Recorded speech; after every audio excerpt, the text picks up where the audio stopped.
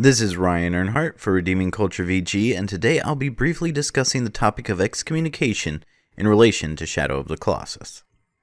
In Shadow of the Colossus, we've seen two types of excommunication. For Mono, what we've been told is she was sacrificed for a terrible fate, a very strong form of excommunication. The second is a voluntary kind by Wander himself, leaving the village or whatever people they come from, stealing the body of Mono, stealing the sword, and going to a forbidden land. The Bible also talks about excommunication. The word excommunication is not actually found in the Bible, but the roots are there. Excommunication actually comes from a root in the Catholic Church where you're no longer allowed to take communion with them. But Jesus talks about excommunication in Matthew 18, verses 15 through 17. Here, Jesus lays out the step-by-step process for how to go about removing someone from the church. If your brother sins against you, go and tell him his fault, between you and him alone. If he listens to you, you have gained your brother.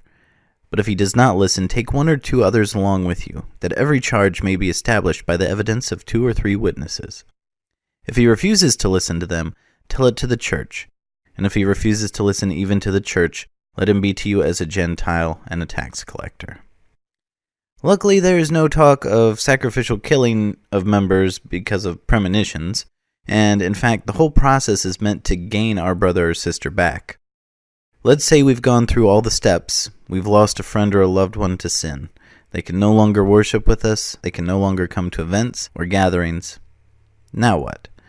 If you look at Paul's letters to the Corinthians, you will find that in the first letter he addresses the need to excommunicate a member of their congregation for sexual immorality involving a son and mother.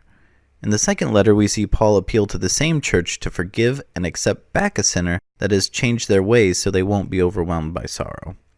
It should be noted that Jesus didn't teach on steps to excommunicate sinners outside the church for their sins, but Christians that fail to accept correction from loving brothers and sisters who are not there to shame them and parade every slip-up in front of the entire congregation, but quietly, slowly getting more people involved and more public to pressure the person into seeing the error of their ways and the seriousness of sin, so that they can be whole and at peace with God and His people, giving them every opportunity to repent at any step of the way, and finally, when all else fails, to shun them, hoping and praying that they feel the loss of family and friends and see that sin does not bring fulfillment or satisfaction like it promised.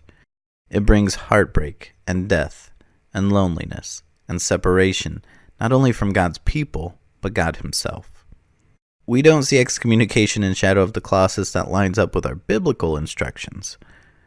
How would the story be different if either example was more biblical? Would it be a happier story? Let us know in the comments. I hope this helps you in your own life and maybe gives you something to think about between or even during our other playthrough videos. I'll try to have our next Colossus battle ready by next Monday. This has been Ryan for Redeeming Culture VG.